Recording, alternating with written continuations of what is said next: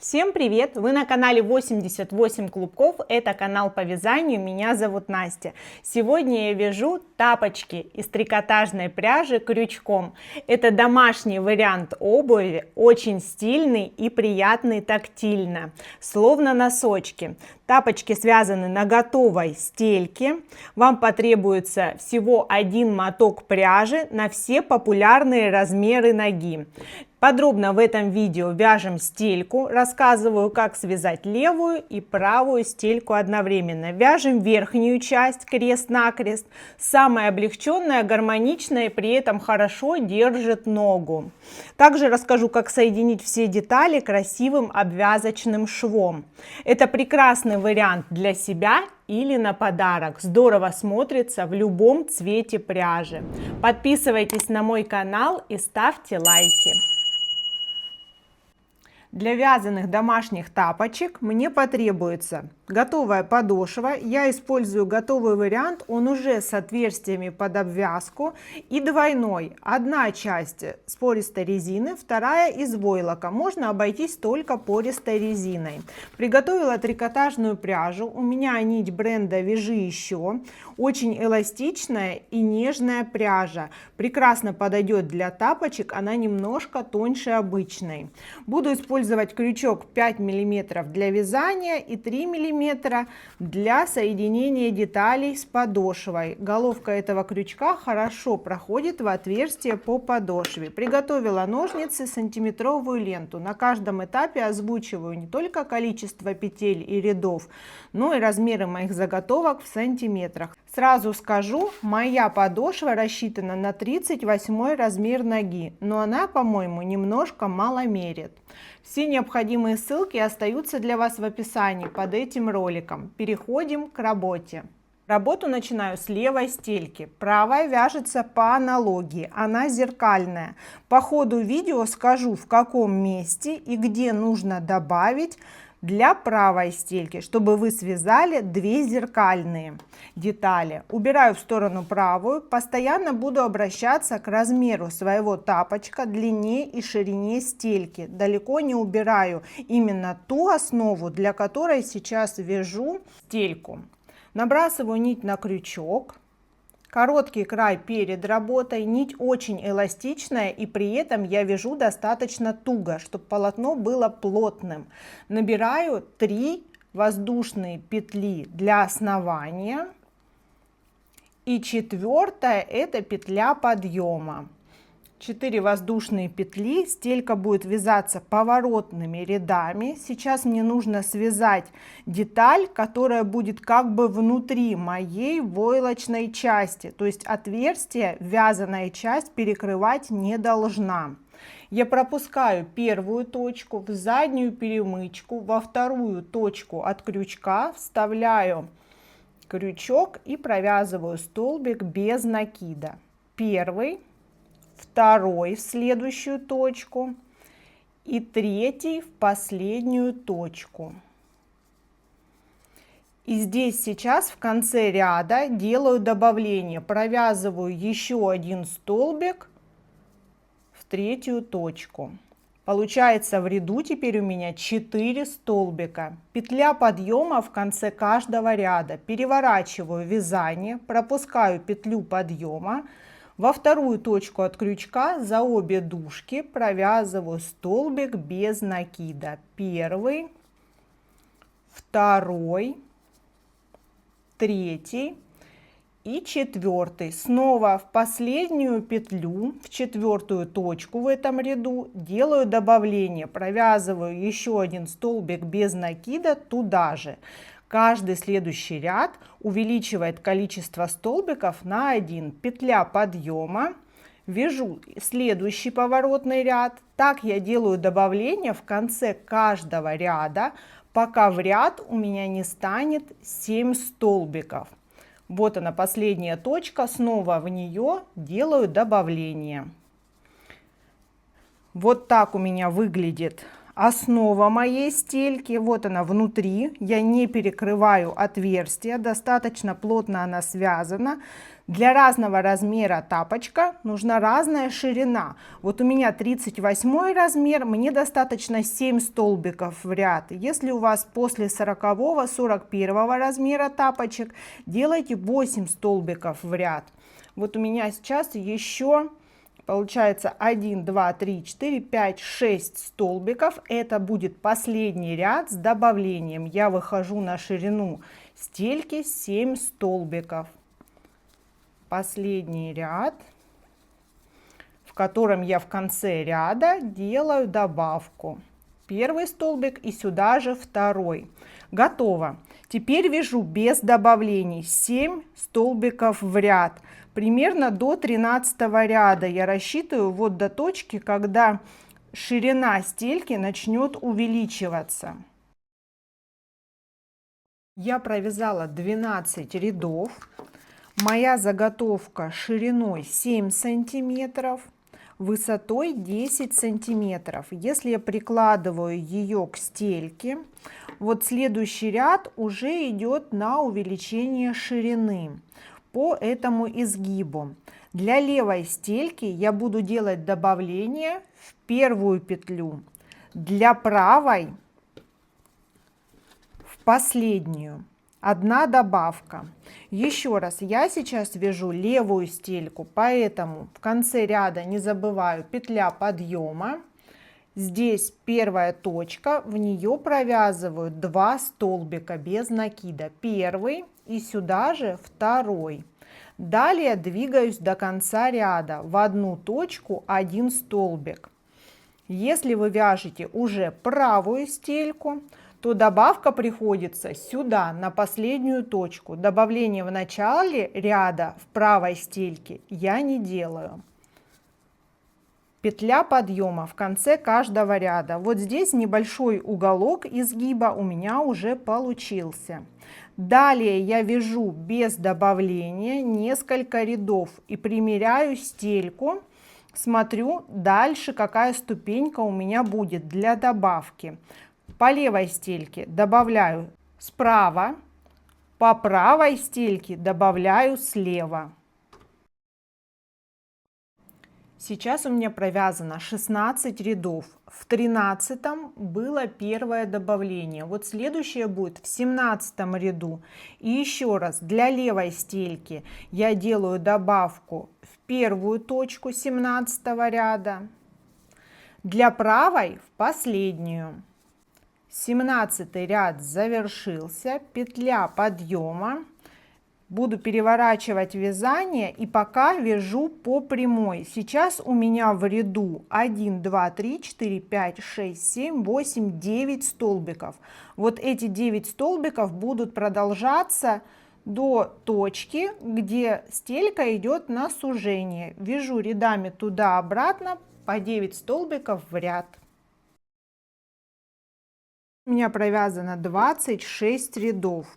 Ширина стельки по самой широкой части 8 сантиметров, длина 21,5 сантиметр. У вас может быть другой размер тапочка. Ориентируйтесь параллельно на мерки, которые снимаются со стельки. Заготовки, основы изделия. Вот сейчас в 27 ряду я буду делать убавления и в начале, и в конце ряда. Эти убавления одинаковы и для левой, и для правой стельки. Здесь у меня уже провязана петля подъема. Вставляю крючок в первую точку, вытягиваю, сразу во вторую точку вытягиваю и провязываю 2 петли вместе. Далее двигаюсь до конца ряда, не довязываю 2 петли. Здесь. И снова убавление, первая петля, вторая петля, провязываю их вместе. Так из 9 петель в ряд у меня осталось 7. Петля подъема, переворачиваю вязание, снова обращаюсь к своей стельке. Здесь убавки идут очень стремительно. В следующем ряду я также провязываю убавление на 2 стельках одинаково. В начале ряда первая точка, вторая точка, 2 петли вместе. Двигаюсь до конца ряда, не довязываю 2 точки. Здесь у меня получается между убавлениями 3 столбика. И снова убавка. Первая петля, вторая, провязываю их вместе. Петля подъема. Здесь уже стремительно убавки у меня в 2 последних рядах. Переворачиваю вязание и снова то же самое. Первая петля, вторая, провязываю их вместе. 1 петля посередине в одну точку и следом снова убавка вместе. Так за 3 ряда у меня осталось 3 столбика в ряд. Примеряю свою стельку. И мне уже пора переходить на обвязку по кругу.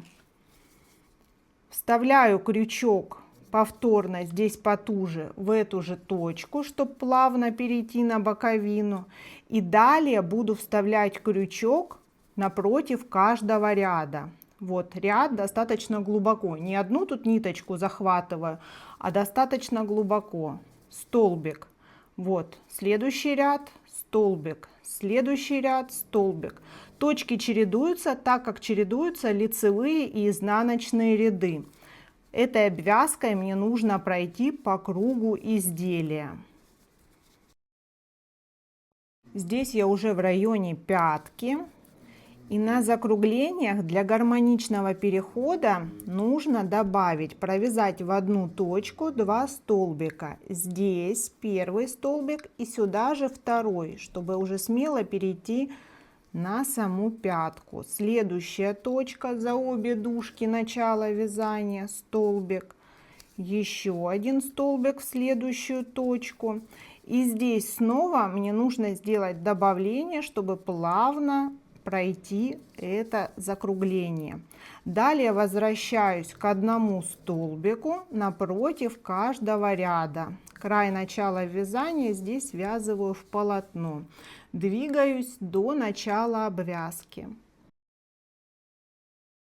Здесь, не закончив круг, я примеряю стельку. Вместе с обвязкой она должна быть примерно за подлицо. Даже если где-то что-то немножко не совпадает, когда будем соединять детали, все это подтянется и подгонится. Вот здесь немножко мне нужно собрать носок. Он немножко свободный, и ему не хватает высоты, но не везде. Вот здесь у меня выпирающий угол, а здесь не хватает столбиков. Я провязываю последний столбик в эту точку, далее сюда делаю соединительный, потому что и так этот край немножко выпирает. И вот они, 2 столбика, они уже относятся к обвязке или к последнему ряду с убавлениями. Сюда провязываю столбик без накида и еще один столбик без накида. Таким образом я немножко заострила, закруглила носок. Здесь у меня все прекрасно подходит. Мне нужно прервать нить с запасом. Этого запаса должно хватить на круговое пришивание вязаной детали к моей подошве. Вот примерно навскидку это 5 оборотов вокруг той длины, которую мне нужно пришить. Вот здесь уже 4. Нить достаточно эластичная, можно даже немножко меньше 5 оборотов взять, чтобы не расходовать лишнюю пряжу. Отрезаю, меняю крючок на более тонкий. Здесь важно, количество кромочных петель не совпадает с количеством отверстий. Это я буду подгонять по ходу сшивания своих деталей. Здесь нужно увести рабочую нить в отверстие, которое соответствует этой точке. Вот нахожу это отверстие, вот она, эта нить, подхватываю ее и полностью увожу сюда. Готово. Возвращаю крючок Каждый раз поправляю стельку. Если где-то немножко не совпадают размеры, ничего страшного. Все это за счет эластичности пряжи будет скомпенсировано. Следующая кромочная коса за обе дужки. Следующее отверстие. Хорошенько натягиваю нить, чтобы шов прошел очень плотно. Соединительная. Следующая точка, следующее отверстие. Вытягиваю нить, соединительная. И так далее. Где-то по ходу привязывания у меня будет несовпадение отверстий. Вот сейчас до первой такой точки дойдем, я покажу, что мы делаем. Пока у меня все совпадает. Следующая кромочная коса и следующее отверстие. И вот здесь уже крючок выходит из кромочной косы, но он не попадает на отверстие. Если я буду тянуться сюда, у меня стелька съедет и будет неровность. Поэтому я возвращаюсь в предыдущее отверстие. Там подхватываю нить и провязываю соединительную той же точке, в которой я уже была, а следующая в следующую. Вот так по кругу я несколько таких точек скомпенсирую. Вот эти пяточные кромочные косы должны у меня совпасть. В какой-то несовпадающей точке можно просто пропустить одну кромочную косу, в следующую через одну вставляю крючок и в соответствующее отверстие. Выберите удобный для себя способ.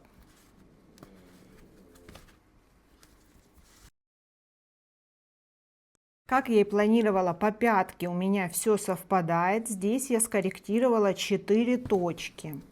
Продолжаю то же самое на повороте. Здесь у меня немножко перекрутилось. Соединительный, и вот снова этой точки тесно я вставляю через одну и притягиваю к подошве. Так завершаю круг обвязки. Последняя точка, и здесь по изнанке мне нужно завершить узор, то есть нить, край нити должен уйти вот в это последнее отверстие. Вытягиваю остаток нити полностью и делаю имитацию соединения в первый стежок. Здесь возвращаю в исходный. И можно край нити подшить или спрятать в глубину под стельку.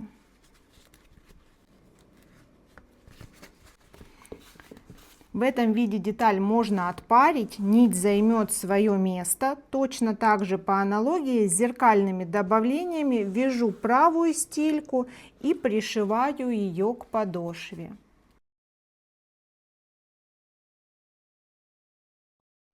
Я хорошенько отпарила их через хлопчатобумажную ткань. Будьте осторожны, так как в этой пряже есть содержание синтетики, чтобы не подпалить нить. Смотрится капитально и очень добротно. Теперь перехожу к вязанию верха. На моем канале уже есть тапочки разных видов с разным верхом, закрытым носом, открытым носом. Плейлист для вас в открытом доступе. Здесь я буду вязать верх крест-накрест. Набрасываю нить на крючок с небольшим запасом, подхватываю длину рабочей нити, формирую первую петлю. Здесь подтягиваю достаточно туго, набираю 16 воздушных петель. Теперь также с хорошим натяжением нити переворачиваю косу из воздушных петель, первую точку, заднюю перемычку пропускаю, во вторую заднюю перемычку вставляю крючок, провязываю столбик без накида. Нить эластичная, тянется хорошо, поэтому ей легко вязать плотно, с небольшим натяжением, а потом полотно садится и очень плотно смотрится без просветов. Чем плотнее вы сейчас свяжете верхнюю часть, тем лучше тапочки будут держать форму на ноге. Вяжу до конца ряда, у меня 15 столбиков без накида. Остается последний столбик, и в конце каждого ряда петля подъема, воздушная петля, переворачиваю полотно.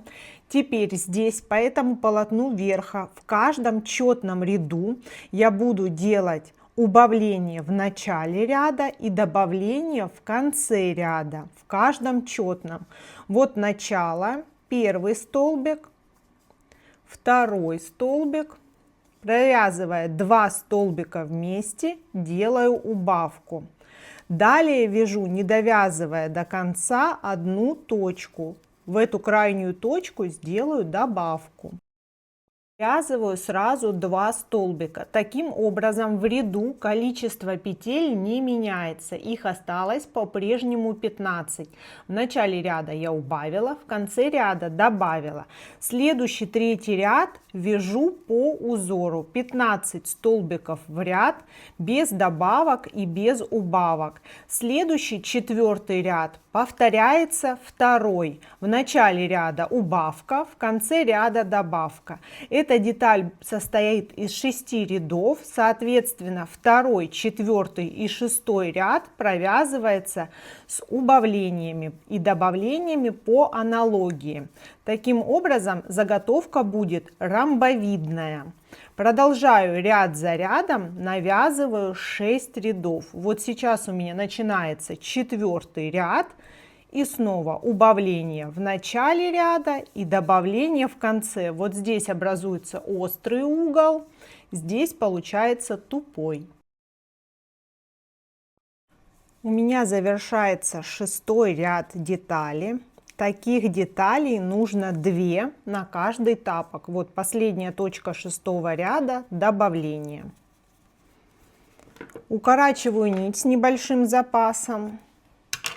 Вытягиваю ее полностью. Вяжу еще 3 таких детали. Можно отпарить, но и так хорошо держит форму. Удобно работать с этой формой. Здесь я сделала разметку, куда закрепятся, в каких точках. Она очень эластичная. Вот это на среднюю ногу у меня связан верх. Имейте в виду, 38 размера моя стелька. И, соответственно, с этой стороны будет внутренняя деталь, с этой верхняя.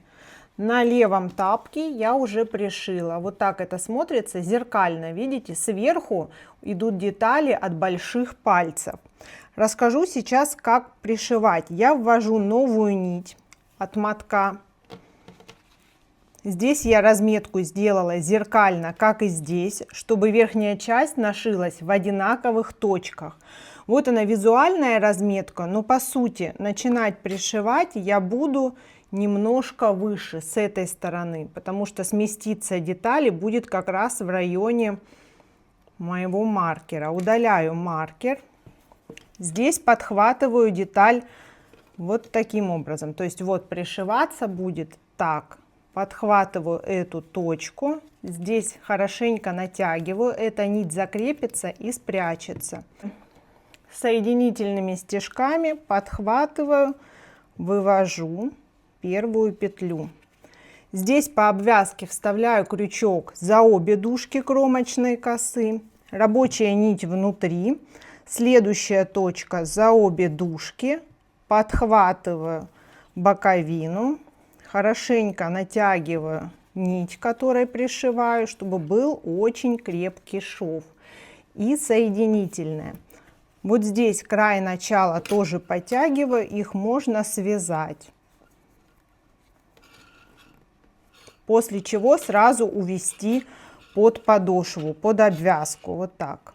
Крючок подхватывает 2 нити, которые я связала между собой, и увожу их внутрь. Одна и вторая. Все, достаточно крепко. Теперь продолжаю. Это боковина. Снова следующая кромочная коса за обе дужки. Далее следующая точка по верхней части. И крепко-крепко соединительная. Вот так. Далее следующая точка здесь. И соединительная. Следующая Вот это предпоследняя точка у меня. И здесь сразу подхватываю вот крайнюю точку за обе дужки, чтобы ничего не топорщилось. Деталь прям войдет в подошву вот очень крепко. Вот такой стык получается. Теперь здесь один стежок свободный.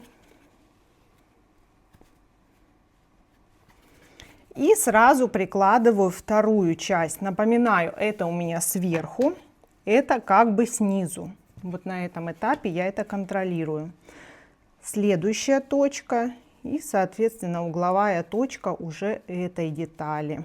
Здесь важно понимать, правильным углом положить эту деталь с этой стороны. Рабочая нить также внутри и продолжаю.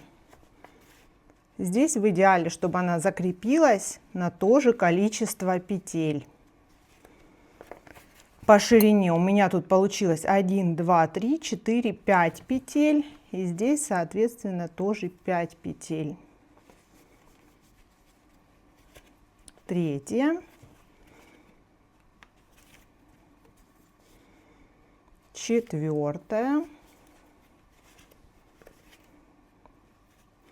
И следующая точка, пятая. Вот я почти дошла до маркера. Визуально я уже на маркере.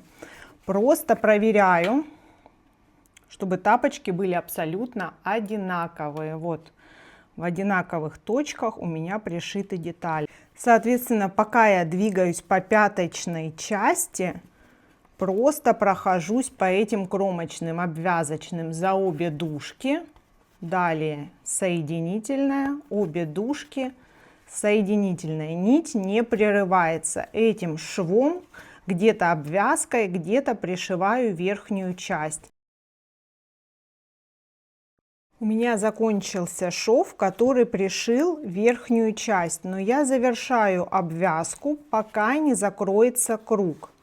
Я начинала ее в другой точке, вот до этой точки я сейчас провязываю соединительные в кромочную косу за обе дужки. Шов начинался здесь, где я начинала пришивать противоположные перемычки верха. Последняя точка. Немного укорачиваю эту нить.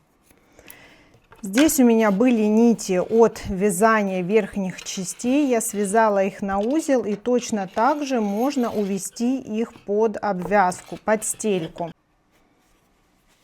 Этот укороченный край провожу еще раз последний в ту точку, где было начало, вытягиваю и соединяю с первым стежком этого ряда обвязки и привязки деталей. И возвращаюсь сюда, в исходную точку. Можно также внутри подошвы, чтобы сразу эту нить утянуть наизнанку. Для надежности можно края подшить. Тапочки получились уютные и тактильно невероятно приятные. Напоминаю, я вязала изделие на 38 размер ноги. От одного мотка пряжи у меня осталось достаточно нити. Получится изделие примерно до 43 размера смело из одного клубка. Напоминаю, все необходимые ссылки в описании. Подписывайтесь на мой канал, будет много интересных видео. Всем пока!